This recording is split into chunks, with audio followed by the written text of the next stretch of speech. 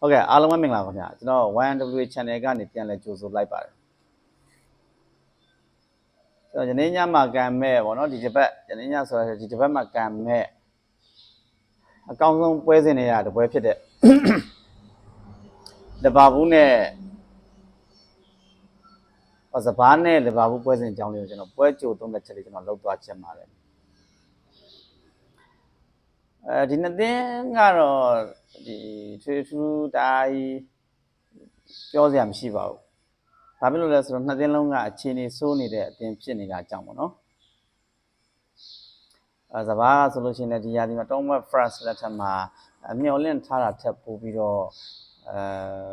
ရာသီစမှာအခြေအနေတွေကောင်းခဲ့ပေမဲ့နောက်ပိုင်းပွဲစဉ်တွေမှာတော့တော်တော်လေးရုန်းကန်လာတာတွေ့ရတယ်ရလက်တွေကလည်းမတည်မငြိမ်ဖြစ်ပြီးတော့ပေါ့နော်တော်တော်လေးဆိုးဝါးလာတယ်မန်စီးတီးနဲ့မန်စီးတီးအိမ်ဝင်းမှာစပါးနိုင်လိုက်တော့ဒီတောင်းမတ်ဖရန့်စ်ကိုတော်တော်လေးအထင်ကြီးရပေမဲ့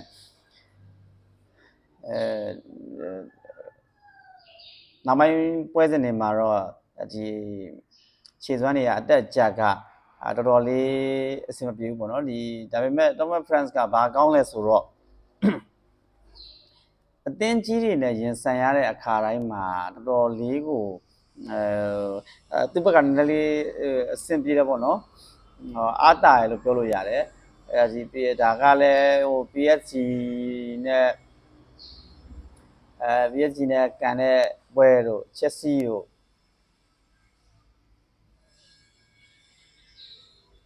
ဒါကလည်းဒီ PSG နဲ့ကန်တဲ့ပွဲတို့ Chelsea တို့ပွဲတွေမှာကြည့်လို့ရှိရင်Chelsea နဲ့ပွဲတို့ဒီ Man City အိမ်ပွဲမှာကန်သွားတဲ့ပွဲစဉ်တွေဆိုကြည့်ရင်တော့Thomas France ကအတင်းကြီးနဲ့တွေ့လို့ရှိရင်တော်တော်လေးကိုလုတ်ပြထားတာတွေ့ရတယ်ပေါ့နော်ဒီမှာအတင်းကြီးတွေနဲ့တော့ရလက်ကောင်းတာမှန်တယ်တော်တော်လေးလုံးနိုင်စွမ်းလည်းရှိတယ်ဒါပေမဲ့ဒီအတင်းတခြားအတင်းတွေနဲ့ကန်ရတဲ့အချိန်တွေမှာတော့ဒီ Thomas France ကတော်တော်လေးအခြေအနေဆိုးဝါးနေတယ်ဒါလည်းအကြောင်းပေါ့နော်ဒါကဒီသူကကောင်းတဲ့အသင်းတွေနဲ့ကန်တဲ့အချိန်တွေမှာဒီ Thomas France ကဒီကောင်တာတွေဖြစ်ဖြစ်ဒီကစားပုံချစ်ချစ်လေးလေးတွေစော့လာတာဖြစ်ဖြစ်တမျိုးတစ်ပုံပြောင်းဝင်မဲ့လီဗာပူးလို့ရလက်ဆိုးနေတဲ့အသင်းကိုတော့ဒီအိမ်ခွန်းမှာပေါ့နော်အနိုင်ရလို့စိတ်နဲ့ကန်ခဲ့မယ်ဆိုရင်လဲဒါကရှုံးသွားနိုင်တဲ့အနေအထားရှိတယ်လီဗာပူးကလည်းဒီရာသီမှာပေါ့နော်ဒီပရီးမီးယားလိချန်ပီယံကာကွယ်ဖို့အတွက်စံချိန်တင်ပြောင်းရွှေ့ကြီးတွေနဲ့ခေါ်ယူထားတဲ့ကစားသမားတွေကအလောက်ကမဖြစ်ဘူးချန်ပီယံကာကွယ်ဖို့ဆိုပြီးတော့အားလုံးကကာကွယ်နိုင်မဲ့အသင်းဆိုပြီးထင်မှတ်ထားကြပေမဲ့တကယ်တော့အာဆင်နယ်ရဲ့နဲ့မန်စီးတီးရဲ့ကြော်တက်ခြင်းကိုပဲခံရတာဒီရာသီမှာဆိုလို့ရှိရင်လီဗာပူးကအာနေစလော့ကိုထုတ်ပယ်ဖို့အနေထားအထိတောင်ဘယ်လိုပြောမလဲဒီနီးပြတယောက်ကိုထုတ်ဖို့အနေထားထိတောင်ဖြစ်လာခဲ့ပြီဒီမှာလဲလီဗာပူးရလာမှဆိုးရလာတာတွေဒီအဝေးလဲကနေကပြဿနာတွေကကန်ဝင်ကစားသမားတွေကပြဿနာတွေကိုအာနစ်လော့ကောင်းကောင်းကင်တွယ်မဖြေရှင်းနိုင်တာတွေကလည်းပါတာပေါ့နော်လီဗာပူးခြေစွမ်းကိုကြည့်မယ်ဆိုလို့ရှိရင်ဒီစာလက်ပါခြင်းမပါခြင်းဆိုတာထက်အာနေစလော့ကကိုတော်တော်လေးကိုဒီရာဒီမှာအဆင်မပြေဖြစ်နေတာပေါ့နော်ဒီဆလက်ပါတဲ့ပွဲတွေတော်တော်များများမှာဆိုလို့ရှိရင်လည်းဟုတ်ပါတယ်ဒါအနေအများတော့ဆလက်ကခံစစ်ပိုင်းအတွက်အားနည်းတယ်ဆိုပေမဲ့ဒါကတတင်းလုံးကိုအားနည်းလာတဲ့အနေအထားကြောင့်ဒီလိုလည်းဖြစ်လာတာပေါ့နော်သူကလည်းဒီအရင်တော့ကတစ်ချိန်မနစ်ကရတရားဒီလုံးမှာကလည်းစာလက်တယောက်တည်းကိုတအားကြီးအာကိုလွန်ခဲ့တဲ့အတွက်ကြောင့်လည်းဒီလိုမျိုးဖြစ်လာတာလည်းပါတာပေါ့ဒီအခုစာလက်မပါတဲ့ပွဲစဉ်တွေမှာဆိုလို့ရှိရင်အခုဒီပွဲစဉ်မှာဆိုလို့ရှိရင်စာလက်ကပါမှာမဟုတ်တော့ဒါပေမဲ့တခုရှိတာကစာလက်မပါတဲ့ပွဲတိုင်းတွေမှာလည်းလီဗာပူးက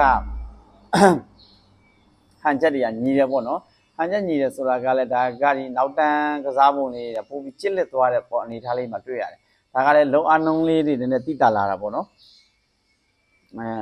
လုံအားနှုံးလေးတိလာဒီစာလက်ရဲ့ဝင်မှာဒီဆိုဘိုစလိုင်းလဲစော့နိုင်တယ်လို့ Florian Bus ကလည်းစော့နိုင်တယ်ကပ်ပို့စ်ကိုဘယ်ချန်ထားပြီးတော့ Hugo Ikitiki နဲ့ပဲထွက်လာဒါမှမဟုတ် Iset Ikitiki Florian Bass တို့ Sobo Slide တို့ပဲထွက်လာဒါကဘလို့နည်းနဲ့ဆိုအဆင်ပြေတယ်ပေါ့နော်ကျွန်တော်နေ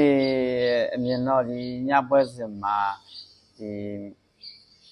Hugo Ikitiki ပဲအထောင်ထားပြီးတော့Gappo Florian Bass Sobo Slide ဒီပုံစံပဲကျွန်တော်ပွဲထက်လာမယ်လို့ထင်တယ်နောက်တစ်မှာကလည်းဂျိုကိုမတ်ကနာသွားတဲ့အတွက်ကြောင့်ကော်နာဘလက်တွေပဲပြန်ပါမလား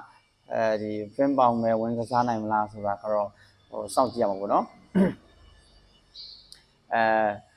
ဘလိုပဲဖြစ်ပါဒီပွဲစဉ်မှာလီဗာပူးအနေနဲ့ကလည်းအနိုင်ရဖို့ကတော့လိုအပ်တာပေါ့စပါးကလည်းအိမ်ဝင်ဖြစ်တာနဲ့အညီအချင်းတွေစိုးရနေတဲ့အတွက်ဂျန်နယ်ဂျက်ထဲကနေတော့မဖရန့်စ်ကလည်းရုံထွက်ဖို့အခက်ထားမှာအမှန်ပဲကျွန်တော်တို့ဒီပေါက်ကြေးလေးတွေကိုတစ်ချက်စစ်ကြည့်မယ်ဆိုလို့ရှိရင်လည်းလီဗာပူးက level ရှုံးပေးထားတာပေါ့နော်ကိုပေါင်းကြေးမှာဆိုလို့ရှိရင်ဒါက3လုံးတည်ပေးထားတယ်ဒီမှာကဒီစပါးဘက်ကဂိုးသွင်းလို့ရှိရင်စပါးကတလုံး20ရှုံးထိပေးထားတယ်ပေါ့နော်စပါးကိုတလုံး20ရှုံးပုံစံမျိုးပေးထားတယ်ပြီးတော့လီဗာပူးကပေါ့နော်ဒီနှလုံးသွင်းလို့ရှိရင်နှလုံး60နိုင်လောက်ထိပေးထားတာပေါ့ဆိုတော့ဒီဂိုးပေါ်မယ်ဆိုတဲ့ပုံစံမျိုးတွေဘိုကီကတော့ပြောထားပါတော့လီဗာပူးနဲ့စပါးပွဲစဉ်တော်တော်များများကလည်းဂိုးကပေါ်တာဟုတ်တရားကလည်းဂိုးကအောက်ဖို့ဆိုတာကလည်းအနေထားတွေကတိတ်မရှိဘူးလေဒီပွဲစဉ်တွေမှာကပြီးတော့ဒီလီဗာပူးနဲ့စပါးရဲ့ထိတ်တိုက်တွေ့ဆုံမှုကိုကြည့်မယ်ဆိုလို့ရှိရင်လည်းစပါးက8ကြိမ်နိုင်ထားပြီးတော့လီဗာပူးကကြိမ်20နိုင်ထားတယ်8ကြိမ်တွေရထားတာပေါ့နော်ဒီဟာ6ကြိမ်တွေရထားတာပေါ့ဗျာဒီဟာကိုကြည့်ချင်းအားဖြင့်လီဗာပူးကတော့ထိတ်တိုက်တွေ့ဆုံမှုတွေမှာအပြတ်အသာစီးရထားတယ်မနေ့ကဆိုလို့ရှိရင်လည်းအာနေစလော့ကစပါးကိုအင်ကွန်းရောအဝင်ကွန်းရောကိုဂိုးပြက်တွန်းထားတာပေါ့နော်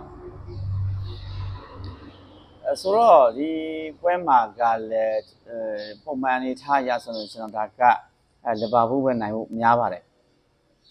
ဒီစပါးရဲ့ကစားကွက်အခင်းချင်းတွေကြည့်လို့ရှိရင်အိုရိုဘတ်တို့ရက်ချက်လီဆန်ဒီကစားသမားတွေကကိုလိုမွာနေတို့ဇာဗီဆိုင်မွန်တို့ပါလာမယ်ဆိုရင်တော့အထိုက်အလျောက်တော့လီဗာပူးကိုဒုက္ခပေးမယ်ကျွန်တော်အနေနဲ့တော့အပြန်လန်သွန်းဂိုးတွေနဲ့ဒီပွဲကတော့မိနစ်ကပွဲတွေလို့ဂိုးပြတ်မယ်လို့တော့မထင်ဘူးအပြန်လန်သွန်းဂိုးတွေနဲ့တေကြဖို့များတယ်နိုင်ခဲ့ရင်လည်းလီဗာပူးကပဲနိုင်မယ်လို့ကျွန်တော်ယူဆတယ်ပေါ့နော်ဒီပွဲကိုချင်းကပ်မဲ့ညီကိုတွေဆိုလို့ရှိရင်တော့ဒါကဂိုးပေါ်ပဲနေတာပိုးကောင်းတယ်ပေါ့နော်ဘော်ဒီကြီးကြိုက်တဲ့ညီကိုကြီးတာဆိုရင်တော့ဒီပွဲကစပါးကိုစွန့်စားခြင်းထက်လီဗာပူးဘက်ကပဲစွန့်စားတာကပိုးပြီးတော့ပျော်ရွှင်ရနိုင်မယ်လို့ကျွန်တော်ထင်တယ်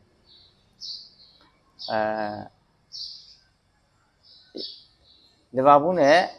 စပါးရဲ့ဒီတွေ့ဆုံမှုတွေကိုကြည့်မယ်ဆိုလို့ရှိရင်လည်းဒီလီဗာပူးကပဲအသာရတာများနေတဲ့အတွက်ကြောင့်ဘောနော်ဒီဟာတွေကအခုနောက်ပိုင်းပွဲစဉ်တွေမှာတော့ချင်းတော့စပါးကလည်းနောက်တန်းကြီးကထင်လောက်မကောင်းဘူးလီဗာပူးကထင်လောက်မကောင်းဘူးအဲ့တော့ဂိုးကတော့ပေးရမှာသိကြတယ်အဲ့တော့ကျွန်တော်တို့စိတ်ချမ်းသာနဲ့ပွဲကိုရတာအပြည့်ကြည့်ကျင်တယ်ဆိုလို့ရှိရင်တော့ဂိုးပေါ်လေးပဲဆွဲတာကပို့ပြီးတော့ကောင်းတယ်လို့ကျွန်တော်အကြံပြုချင်ပါတယ်ခင်ဗျဟုတ်ကဲ့